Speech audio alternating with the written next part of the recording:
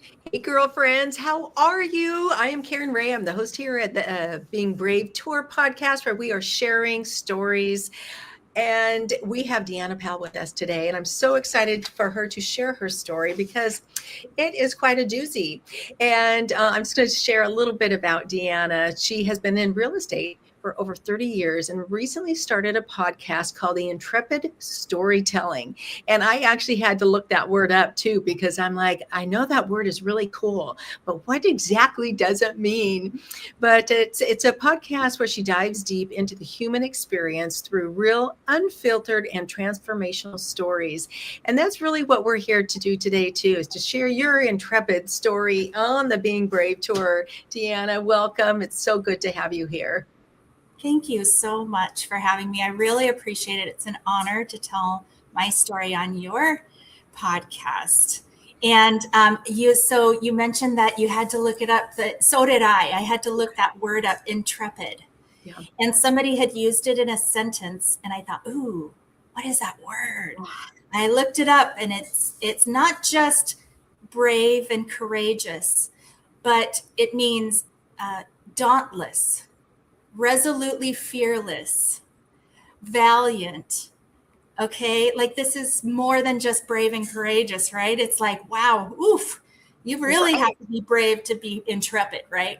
Yes. And I feel like everybody has a moment where they had to dig deep, find that courage to do something scary or where you feel like I just can't go on, but I'm going to put one foot in front of the other. And so these stories, they're meant to be told. They don't keep them inside. They're meant to be told to another person, maybe. But if you could put your story out to the world, you just have no idea how many people need to hear your story. And yeah, exactly. And you talked about that. We'll get into your story here too. But one of the quotes that I pulled out here was, courage for me was when I decided to tell my story, all of it, the good and the bad. And that can sometimes be very daunting, like, as part of the description and the meaning of the word, it can be daunting to tell your story, to be vulnerable. And so I thank you for coming in and sharing this, because women will be able to relate to different parts of it. Mm-hmm. Mm-hmm. Know that they're not alone. Yeah, absolutely. I think that's too. I think sometimes you think, oh, I'm the only one going through this. And then you realize once you start saying, well, I went through this part, like maybe it's an abusive relationship, like what I've been through, or maybe you single motherhood. And that's another thing I can relate to. And you realize, oh, I'm not the only one going through this. Mm-hmm. I just recently started posting about like perimenopause and hot flashes and stuff. And oh my gosh, like so many people are, oh yeah, this is what you do if you need, like, oh, I've been going through that too. Like, give me your tips, And so you just like kind of, when you become vulnerable, it opens the door to now the person you're talking to feels safe to be vulnerable back. And there's a connection that happens there that's really powerful. And it's just like, my passion is connecting with people like that. It is. And one of the things that I have found with, storytelling and hearing the stories is it seems like women really connect through the emotion of the story, whether it's the overcoming piece or, those parts that led up to a change, or the overcoming part, as we get through things and we're cheering each other on. And it doesn't sometimes even matter the circumstance, because some of the feelings are the same, some of the same emotions that we walk through. And those are the pieces that really seem to connect us. So it's going to be interesting to see what women listening, which part they connect with. So we would love to hear, if you, a lot of times we have these little paddles that say, I relate. Yes. At our events. Me too. Yeah. And so, or that resonates with me, whatever that is for you. So let's chat a little bit about your story. So take us back to a time where you knew life was just not going the way you wanted. What did that look like for you? Well, so today I'll talk about the part of my story that probably was the most life-changing and transformative for me. And that was when I hit rock bottom from drinking. I started drinking at age 16 to try to fit in with my high school friends, and that liquid courage made me feel like I fit in and made me feel like I was a part of a group. But you don't realize, especially at that age, your brain isn't even fully developed, but you don't realize what harm alcohol can do to your life over time. And, I got into my early 20s and, life was still good. No hangovers, no real like residual negative effects. I just was living my best life, and, did alcohol affect me in negative ways? Absolutely. Like it wasn't, you don't make the best decisions when you've been drinking. And so my biggest or most, let me say, worst decisions I made were drinking and driving. I think that you can drive, but you are impaired.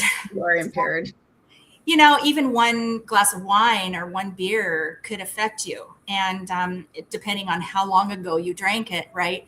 And so you think, well, I've only had one drink, but now I'm going to drive home from this Seahawks game, or I'm going to drive home from this wedding or wherever it might have been, barbecue. And if the cops pull you over and they can smell alcohol, you're in big trouble.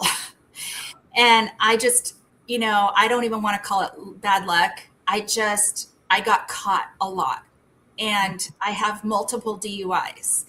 And the last one that really nailed it was, I was 36 years old. And I think I kind of mentioned that over time, you don't see how life had become unmanageable, or that alcohol has impacted your life in a negative way, except for these little pieces. And if you add them all up, then you kind of look back on your life and go, oh yeah, alcohol just completely ruined my life. But these little things, and when you try to make excuses or whatever, over time, it's like the frog in the boiling water. You're just like, now alcohol has completely ruined my life. So let me tell you how it did for me. Yeah, so I was kind of finishing up from just a night of just drinking and having fun and dancing and just being, I thought it was hilarious, so I just, everybody would laugh at my jokes and stuff. It was the Blue Martini in Bellevue. And, I'm getting ready to drive home after drinking how many glasses of wine, I don't know, but they pour the glass all the way to the top for me there. Oh, Deanna's here, like let's pour her Chardonnay all the way to the top. We're Pinot Grigio. And I'd have to lean over the glass to sip out the wine so that I could even pick it up so it wouldn't slosh over the side. Oh my goodness. I was drinking very heavily. So my tolerance was very high at that time. So like I'm drinking, having a great time, and I get in my car to drive home, and I had noticed that somebody was walking behind me, and he's like, ma'am, you shouldn't drive. And I'm like, yeah. And I get my car, start driving up the parking garage up to the top, and the cops were waiting for me at the top. Little did I know that was a police officer that had was walking behind me. He had warned me not to drive home. Oh my goodness. So woo, they pull me over. They take me to Issaquah City Jail, book me. And I'm thinking, oh yeah, I've had DUIs before, so I think I'm going to get out the next day, or they're just going to book me, fingerprint me, and then let me go, and then send me something in the mail to show up for court. That's not what happened. And so what happened? They made me change my clothes, get in a uniform, and they locked me. And cha-chink, I didn't see the light of day for 3 months. I was in there for 90 days. And, I had to go and see the judge and everything. And I'm like, oh my gosh, what the heck? What am I doing in here? Like Deanna Powell. How am I still in jail? Yeah. Weeks and weeks and weeks later, and, I had to find a lawyer. I had to, I lost my job. I lost my car. It had been repossessed. Over that period of time, I sat in the jail cell just thinking to myself, how did I get here? You know? So this And is a real wake-up call. This is like a major like moment to sit and reflect. You had 90 days to reflect on it. reflect. Yeah. Reflect is a good word. It's a soft word. That's a soft What word. I actually went through in there, you know, out of all the jails you can sit in for 90 days, Issaquah is the nicest one you can. You know, I could have done it in King County, which would have been a lot worse. And the food's worse and the atmosphere is noisier. And, you know, it was pretty cushy in Issaquah. But even so, it's still, you still feel like a caged animal. You're sitting in there. They don't care what put you there. You're there with all the other people. And, you know, I saw drug addicts, you know, who had to detox off of heroin or whatever else, you know, some of the girls that I shared the jail cell with. And by the way, it echoes really loud in there. So if you make a noise, you can hear it and it pings. You know, these girls, when they detox, would scream through the night because their body is just going through detox off of heroin. And I'm like, I just want to sleep. I just want to sleep. And you can't, you're sleeping on a mattress that's, you know, not very big with no pillow. They don't give you a pillow. So your back is all jacked up and you're up all night. And this is day after day after day. And I'm like, and then I'd see, you know, a couple of working girls or, you know, massage parlor girls would got arrested and came in. Their pimp came and bailed them out. I'm sitting there going, how are these people coming in and getting out and I'm still sitting here? Yeah. So what's going through your mind at this point? Well, why me? Why am I here? And what put me here? And this is where, well, first of all, my mind was, I'm unworthy. I'm unworthy of getting out. I'm unworthy of people's respect. I had lost so many people's respect. I was such a flake when I was drinking. I'd make an appointment to do this, or I'd have a job here and I wouldn't show up and then I'd lose the job. And I mean, people just couldn't trust me. You know, I was untrustworthy. I was a flake. I was not a good friend. I was very promiscuous. I didn't care who, you know, I was waking up next to. I didn't even know their name sometimes. I mean, these were really bad decisions I was making. And they were definitely not empowering. Let's just put it that way. Some people are like, oh, yeah, you should have freedom to be able to do, you know, but that's not what that was. That's not how I felt afterward. Yeah. Just more shame packed on top of more shame.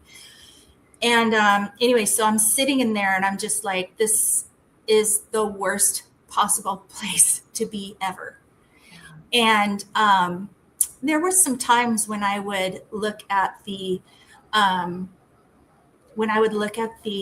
cement wall, and I'd kind of think to myself, how fast do I have to run to ram my head against that wall to end it?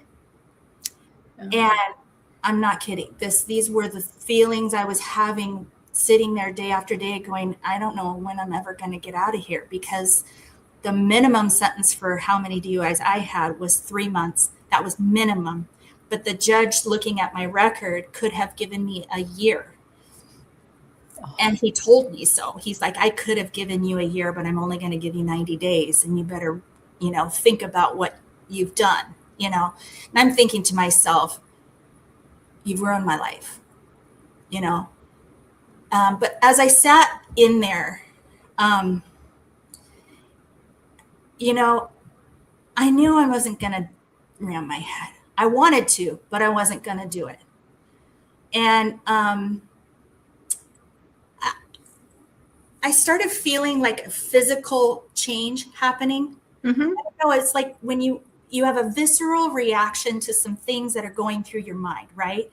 I didn't feel healthy or anything like that, but I was really feeling like there was a grind, that where you're on an axis and you were going this way, but now you're shifting, getting ready to go and shoot off in a completely different direction. And I made the decision that I was going to do absolutely everything I could to never, ever be there again in jail. So I was like, okay, I'm going to learn about alcoholism. I'm going to learn everything I can about, what decisions put me here. Right.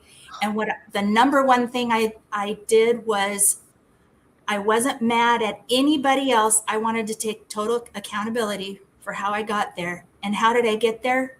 It was alcohol. Had I never been drinking that night at Blue Martini, I could have gotten in my car and driven home and no problem. It was alcohol. Alcohol put me there. Alcohol is the reason why I was sleeping around. Alcohol is the reason why I was a flake and losing jobs. Alcohol. If I'm going to be mad at anything, I'm going to be mad at alcohol. Yeah. So that, Deanna, so I mean, because a lot of people have a lot of different addictions or bad habits or whatever, but to first make a decision, which is enlightening, because we don't always, it takes a while to get to that point.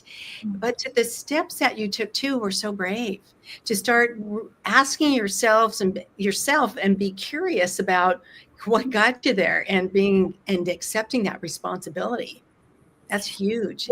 yeah, they say that in AA, one of the most important steps is cleaning your side of the street and owning your role in what got you there. So you can use that in anything really. Like if you're in a relationship where, not necessarily like, well, let's use an example. If you're in a marriage that's abusive, it's not that it's your fault that this person is abusing you, but what is your role in the toxicity of that relationship? And is staying in it your role in it continuing, right? So what is my role in this scenario? Or what is my role in, maybe getting a bad review at work, or, but it's really important that we reflect on what is my responsibility to take before I start, looking at everything else, because I can control what I can control. I can't control some of the other stuff out there. So that was very empowering for me, just admitting that, Yeah. So what were your next brave steps? What kind of transpired after that, after making that big decision? I mean, I was like, give me all the books. Let me go to all the AA meetings, let me just go to all of the things where, the judge sentenced me to another 30 days after my 90 days in jail, 30 days in inpatient treatment. So when I went to inpatient treatment at Thunderbird Treatment Center, which is in South Seattle, and I sat there and I just read all of the books, Purpose Driven Life, all of the extra work that they wanted us to do, the worksheets and the learning about how much alcohol, this and that, how it affects the body, how it affects the brain, how to rewire your brain to, I just took it so seriously because I knew I needed change, and nothing changes if nothing changes. Right. So all the cliches, but it's so true. And I don't know, I just was ready, and I knew I wanted something different. Yes. And so as you make this decision, you start taking the right steps. Were there other challenges? Because I cannot imagine that would be easy. No, I mean, the temptation is everywhere. Okay. Like one of the scariest things, even to this day, which is so weird because I'm 13 years sober, but even to this day, you walk through the grocery store, and now they had only just made alcohol legal in the grocery store. You'd have to go to the liquor store to get alcohol, but now you walk down the aisle and everything is there. So I'm going to the store for bread, and I'm like, walk by the aisle, don't look. Yes, and they purposely put it usually in a spot that you have to walk through. I know, it's so annoying. Yeah, like, can't you just put it back in the corner? Make people work for it. Yeah. Exactly. Oh my gosh. But, so yes. But yeah, one of the things though is that, I don't know, maybe it's just me and my personality, but I'm like, give me a challenge, I'm going to challenge myself, right? And so I knew I needed to learn a different way of thinking about alcohol, right? First of all, the yuck stickers you put on all the poison bottles for the kids. Right. Put those yuck stickers on everything that has alcohol in it, right? Now you're looking at it as that's poison and that's not going in my mouth. Oh, interesting. Okay, so that's one of the things I did. The other thing was uh, some of the people in AA were like, your sobriety date, the last day you drank alcohol, that's the date that will never change. Don't ever let that date change, because if you let that date change, then that means you've relapsed, and Right. that's, you don't have to relapse. Some people are like, yeah, relapse is a part of getting sober. It doesn't have to be. And if Oh, you really want that date, get a tattoo of their sobriety date and just don't ever change it. That's permanent. So I'm wow. very proud of my sobriety date, June Yeah. 20th, 2012. And that's my date. But one of the other things too, that one of the people that used to come into the jail to do AA meetings, he asked me a question. It was one of those ahas. He said, so he went around the room, all the ladies, Hmm. how many times have you quit drinking? Kind of goes along with the sobriety date. And so we kind of go around the room. Oh yeah, I've tried quitting 3 times, 4 times, 8 times, however many. And he goes, you're all wrong. And I was like, huh? And he goes, yeah, if you quit but then drank again, then you never really quit. Oh, yeah. Right? And it Right. was like Yeah. light bulb, ding. Yes, I never really quit. I never quit those other times because I kept drinking.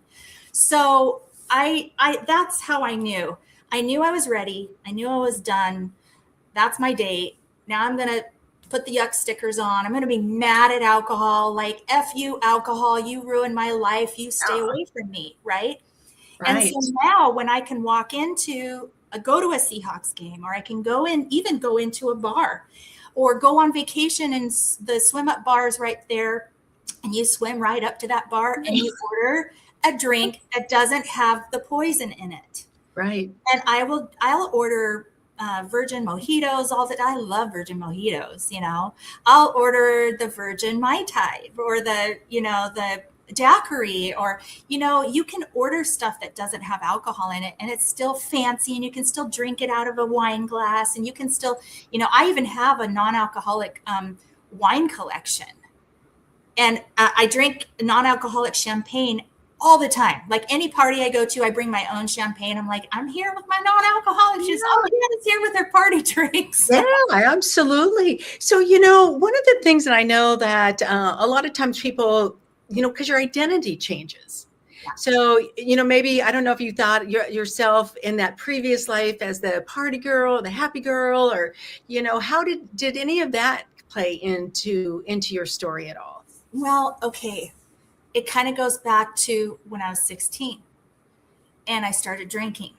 And Mhm. there was the Deanna then, and the Deanna that was the drinker.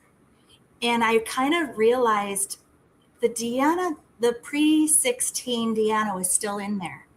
The sweet, the kind, the fun, that I can still be hilarious even without alcohol. I was still in there, and I was there the whole time. It was alcohol that had suppressed me. And so now I could come into my own, and Oh, I'm almost like a rebirth of Deanna, not the new Deanna, just the original Deanna. yeah. You You can know, the actually one see that's not her. clouded by bad decisions and shame. Yeah. Oh my goodness, what inspiration. So, as you are on the other side of this, 13 years? Yes. Yeah. So what are some, as you kind of are in your space now, what are some of the lessons that you really cling on to, as that you might use again and again in new situations? Well, one, um, don't give up. Don't quit before the miracle is what they say. Oh, Don't there the that epiphany or opportunity, or uh, that thing that's going to boost you in the right direction is just right around the corner.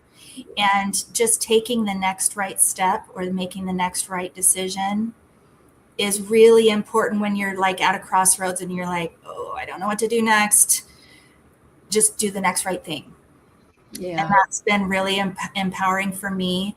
And then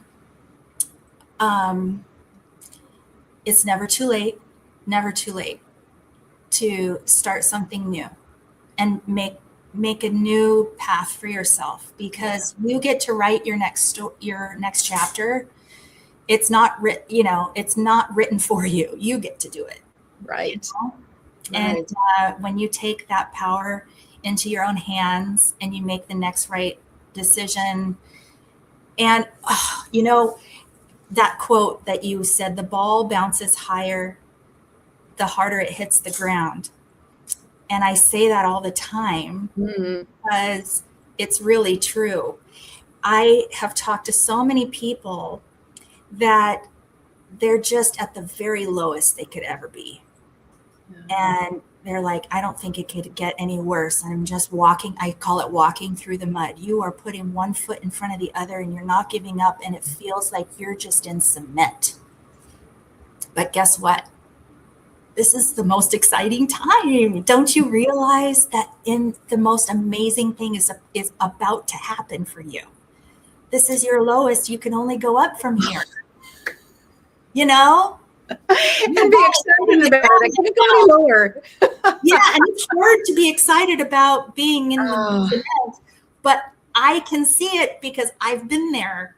Yeah. And if you can get excited about what's about to happen for you, even if you can't even see it like 1 inch in front of you yet, it's there. It's just there. It's right there. You're about to just catapult into space, Yeah. Yes. And I love that. Don't quit before the miracle. That's beautiful. It's like, ladies, just keep that next brave. We call it the next brave step, if you will, that everyday brave. So how are you celebrating the woman that you have become? Oh, gosh. Oh, that's a good question. Well, I became a single mom by choice. It's one of the best things I've ever done in my sobriety, was taking that chapter and writing it myself. And my oldest daughter is donor conceived. I had her as a single mom by choice via IVF. And, I may have mentioned I've been through a few really hard marriages and divorces and relationships. And when I realized I could have a family and I could do it on my own. And that was very empowering for me, but it was one of the best things I've ever done. My kids are amazing. My daughter is donor conceived. And when she turned 2, I became a foster mom, which was also something I really wanted to do. When I was sober, I was able to do that. So I became a foster mom, and I was placed with 2 siblings who I ended up adopting. So I have 3 kids. Yeah. Oh, wow. Yeah. Congratulations. That's a story for another time too, because that is big. That's huge. Yeah, they're amazing. They are my dreams come true. I call them my dreams come true. But when I say I'm living the dream, people ask me, "How are you doing, Deanna?" I'm living the dream. But I really, truly, that's true for me. So that's one of the things where I've kind of come into who I am, because I have a role that I've always wanted, and that's being a mom. But I also look at these, first of all, being a mom I thought was unachievable. And when you think about an unachievable dream, you go, oh, well, I'll never do that. Or, oh, I could never do that. Or I don't have time for that, or whatever. I call it an unachievable dream. But I like to go after those dreams. And the podcast is one of those dreams that I had. After telling my story, when I was 1 year sober, I told my story, and I was only just trying to stop the chatter behind my back. That's really the only reason why I told my story sober, because I was hearing my story being told by other people, and they were telling it wrong. I'm like, that's not true. Let me tell you what the truth is. And so I put the truth in a long Facebook post about what my experience was like in jail, and how I got sober and everything else. And once I did that, people started pouring in all the support. Oh, I needed to hear that. Oh my gosh, I'm so glad you told that. So, me too, And how did you get sober? And then I tell them the yuck sticker and everything else. And people got sober, and I'm like, my story has meaning. Oh my gosh. So these things, these unachievable dreams started happening for me, like becoming a mom. And now with this podcast, after telling my story, I want other people to be able to tell their stories so that they can experience having all that support and realizing that they went through something hard and it means something to someone else. Yes, There's purpose absolutely. in their story. Yeah, it inspires people to just know that they aren't alone, that their story matters too. And the nice piece too about usually being on a podcast is that somebody will help you lead you through your story. Yeah. Because it's not always about the muck and the mire. It's about the overcoming and those other pieces to it, that those pieces that inspire. It's like, yes, it was really hard. And then we had this pivot, and then here we are today because we forged the fire and walked through it. And here we are today. So Deanna, oh my goodness, thank you for coming and sharing your story. And my hope is that this inspires a woman just to maybe gives her a little bit of hope that she too can take one of those brave steps like you did. Yeah, go after all those unachievable dreams. If I could say anything, and that's it, just go for it, because if you don't try, you'll never know.